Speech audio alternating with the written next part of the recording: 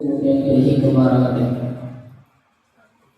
കലകാല ജീവിതത്തിൽ നിന്ന് പോയിട്ടുള്ള സമസ്ത അപരാധങ്ങളും അല്ലാഹു സുബ്ഹാനഹു വ തആല ഈ മജ്ലിസിന്റെ ബർക്കത്ത് കൊണ്ട് വിട്ടുപുറത്ത് മാപ്പാക്കി തരുമാറാകട്ടെ.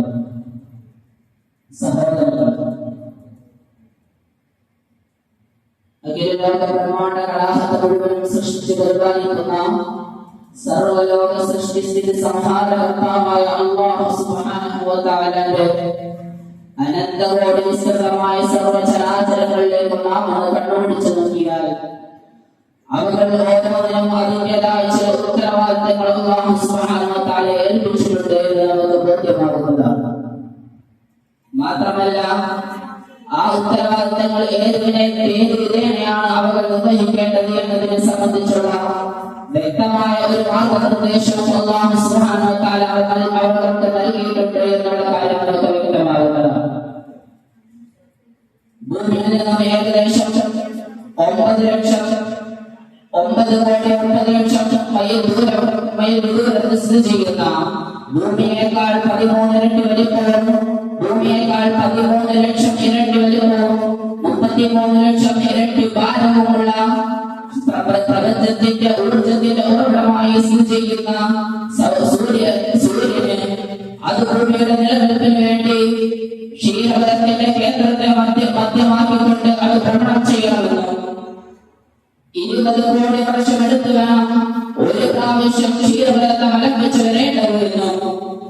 26 ദിവസം കൊണ്ട് വേണം അതിന്റെ സ്വയം അച്ചുതണ്ടിൽ അതൊന്ന് കറങ്ങി ചുറ്റി തിരിയേണ്ടത് എന്നും അതിന് വ്യക്തമായ ഒരു മാർഗനിർദ്ദേശം അല്ലാഹു സുബ്ഹാനഹു വ തആല നൽകിയിട്ടുണ്ട്. അതുപോലെ തന്നെ ഭൂമിയിൽ നിന്നും 3,84,000 കിലോമീറ്റർ അകലെ സ്ഥിതി ചെയ്യുന്ന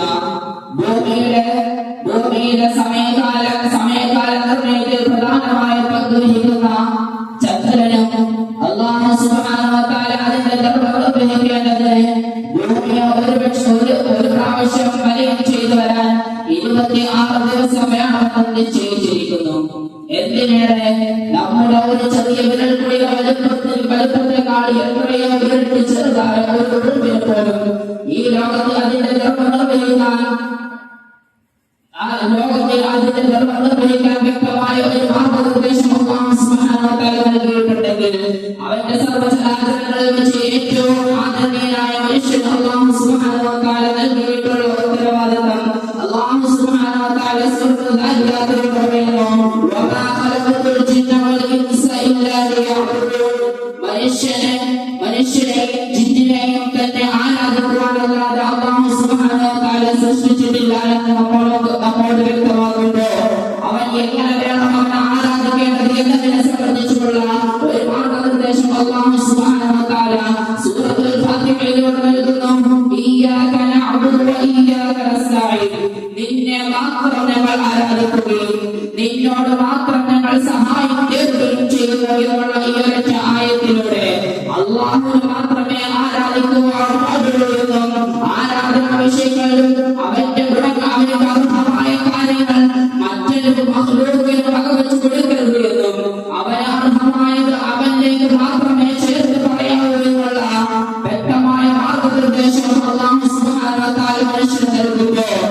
സഹോദരങ്ങളെ, അല്ലാഹുവിന്റെ ആദ്യം അവന്റെ സിഫാത്തുകളുടെ മറ്റൊരാളെയും പങ്കു ചേർക്കാതിരിക്കുകയും അവന് അർഹമായത് അവന് മാത്രം വകവെച്ച് കൊടുക്കുന്നതിനെയുമാണ് തൗഹീദ് അഥവാ ഏകദൈവ വിശ്വാസം എന്നതുകൊണ്ട് അർത്ഥമാക്കുന്നതെങ്കിൽ അബുൽ ബശർ ആദം നബി അലൈഹിസ്സലാം മുതൽ അന്ത്യപ്രവാചകനായ മുഹമ്മദ് മുസ്തഫ സല്ലല്ലാഹു അലൈഹി വസല്ലം തങ്ങൾ വരെയുള്ള 1,24,000 പ്രവാചകന്മാർ മുഴുവനും അവർ ഈ ഭൂമി ലോകത്തേക്ക് നിയോഗിക്കപ്പെട്ടത് തൗഹീദിന്റെ മഹത്തായ സന്ദേശം ഭൂമി ലോകത്ത് പ്രചരിപ്പിക്കാനാണ് എങ്കിൽ അവർക്ക് നൽകപ്പെട്ടിട്ടുള്ള മുഴുവൻ വേദഗ്രന്ഥങ്ങളും ഈ സന്ദേശത്തെ അടിസ്ഥാനമാക്കിയാണ് എങ്കിൽ സഹോദരങ്ങളെ, ആ സന്ദേശത്തിന്റെ ആ മഹത്തായ തൗഹീദിന്റെ അടിസ്ഥാനത്തിലാണ് ഒരു മനുഷ്യന്റെ ഇഹപരമായ അവന്റെ ശാശ്വതമായ വിജയവും പരാജയം നിർണയിക്കപ്പെടുന്നത്.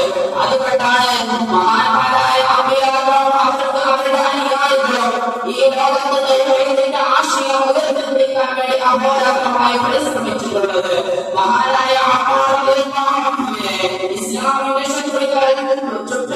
ഇസ്ലാമിക ശത്രുക്കൾ ദണ്ഡിനെ ചുട്ടുപിടിപ്പിച്ച് മഹാനായ അമ്മാർ റളിയല്ലാഹു അൻഹു വെച്ചപ്പോൾ മഹാനായ അമ്മാർ റളിയല്ലാഹു അൻഹു കരഞ്ഞു പോവുകയും അവിടുത്തെ കൈയോട്ടുകൊണ്ട് പൊള്ളിപ്പോവുകയും ചെയ്തപ്പോൾ മഹാനായ അമ്മാർ റളിയല്ലാഹു അൻഹു പിന്നോട്ട് നീങ്ങാതെ വിശ്വാസത്തിൽ അടിയുറച്ചു നിന്നത് ഈ തൗഹീദ് എന്ന മഹത്തായ മന്ത്രോച്ചാരണത്തെ ലോകത്തിന് ഉയർത്തിപ്പിടിക്കാൻ വേണ്ടിയാണ്.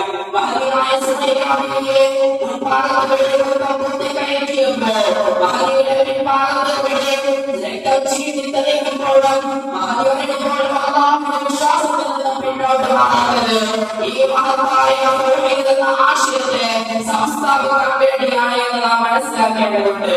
അതുപോലെ തന്നെ മഹാനായ ബിലാൽ റളിയല്ലാഹു അൻഹുവിനെ മലരാണത്തിൽ മലത്തിൽ കിടത്തി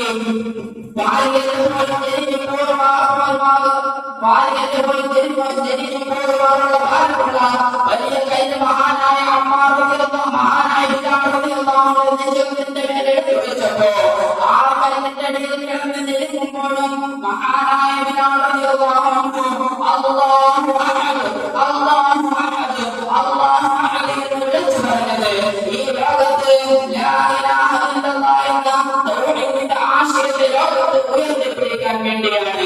സഹോദരങ്ങളെ, ഇത്രയധികം ത്യാഗങ്ങളും വേദനകളും സഹിച്ചുകൊണ്ട് നമ്മുടെ സഞ്ചരിതരായ മുൻഗാമികൾ തൗഹീദിന്റെ വിത്തിനെ നട്ടുവളർത്തി അവരുടെ വിയർപ്പും രക്തവും ഒഴുക്കിക്കൊണ്ട് ആ തൗഹീദിന്റെ വിത്തിനെ ഒരു വടവൃക്ഷമാക്കി നമ്മുടെ കൈക്കുള്ളിലേക്ക് വെച്ചപ്പോൾ ഇന്നത്തെ സമുദായം എന്താണ് പ്രവർത്തിക്കുന്നത് എന്ന് നാം ഒന്ന് ചിന്തിച്ചു നോക്കേണ്ടതുണ്ട്.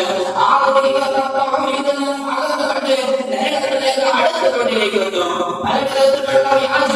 പല വിധത്തിലുള്ള ആചരണങ്ങളും വ്യാജങ്ങളുടെയും പേരിൽ ഈ സമുദായത്തെ വഴിപിടിപ്പിച്ചുകൊണ്ടിരിക്കുന്നു.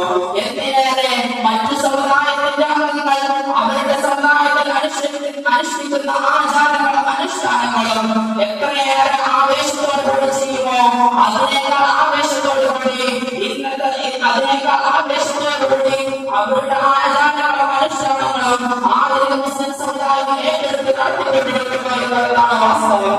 ഈ കഴിഞ്ഞ ഓണപരിപാടികളിൽ കേരളത്തിന്റെ വിവിധ ഭാഗങ്ങളിൽ ഓണപരിപാടികൾ സംഘടിപ്പിച്ചപ്പോൾ അതിന് പൂർണ്ണമായും രണ്ടവിധമായും ഈ സമുദായത്തിന്റെ ആളമാരുമായിരുന്നു എന്നുള്ളതാണ് നാം തിരിച്ചറിയേണ്ടത്.